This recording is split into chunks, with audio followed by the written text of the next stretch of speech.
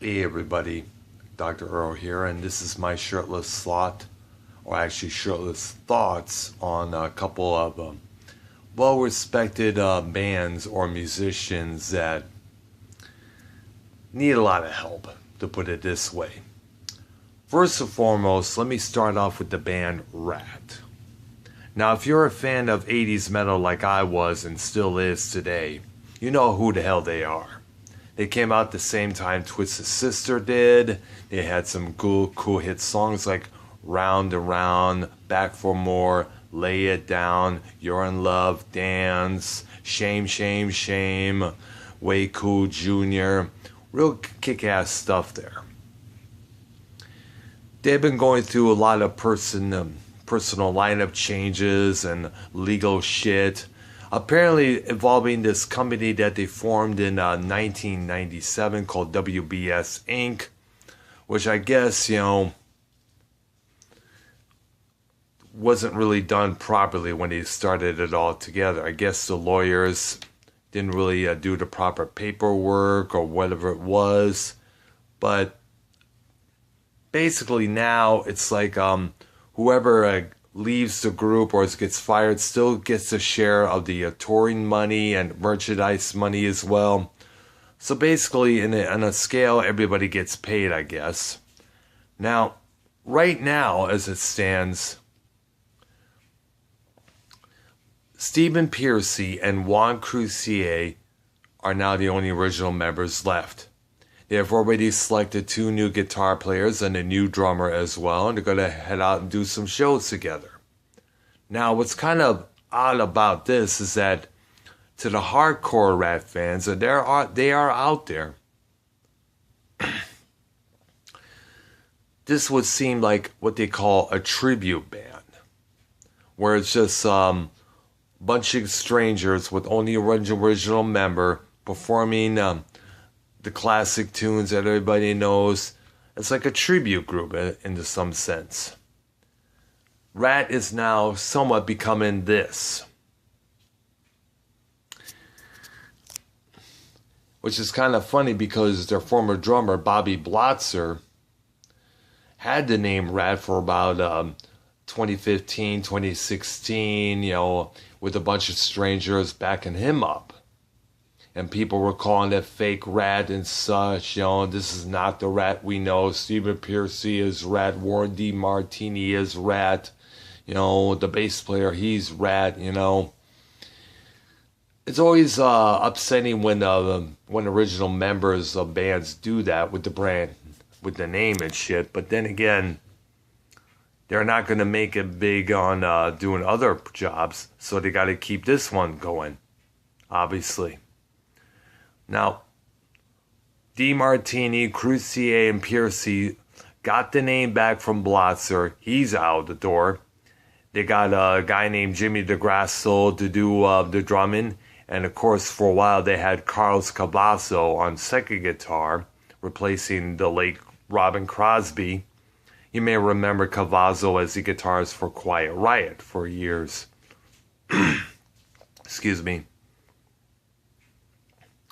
Now, Warren DeMartini is out. Apparently, he was either fired or he departed because of the legal bullshit, because Blotzer is still trying to fight him in court to get the name, I guess. But either way, Ratt is now Crucier and Pearcy with 3 new guys in. And to the like I said, it seemed like bullshit to the hardcore fans out there. Especially when you have a well-known familiar names attached to it. If I had my way, I would try to work it out with DeMartini and Cavazo to have them come back, have a long talk of what's going on. Let Warren explain his situation. Cavazo will explain his situation. And shit like that, Because it's now the same thing with Judas Priest. I mean, Ian Hill, believe it or not, the bass player, is only a real original member left in the group. Rob Halford didn't join in until Al Atkins was let go or departed. So basically, having Priest was just with Rob Halford and Ian Hill with a bunch of other guys. Well, no disrespect to Andy Sneap, Richie Faulkner, and of course not to Scott Travis. But to the people who knew the bands back then, this is a little bit kind of awkwardish. So that's my opinion, my stance on the band Ratt. Now here's something a lot more important I need to address. Paul Stanley.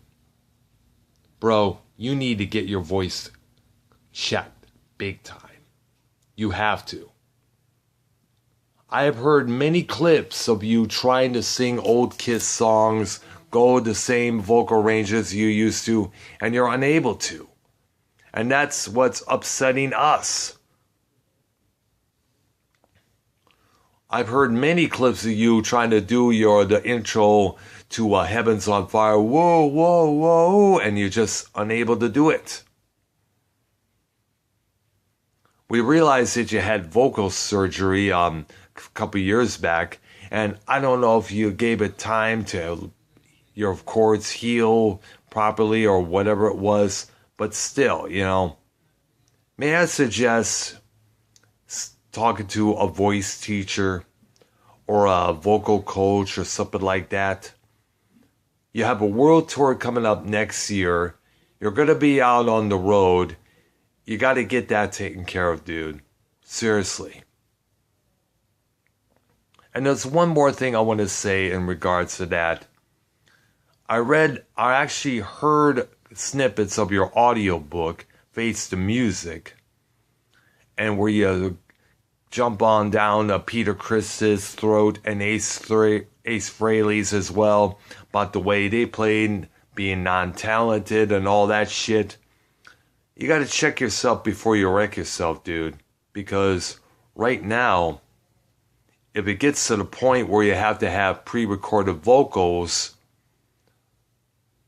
or lip syncing on your performances, that's going to piss us off even more.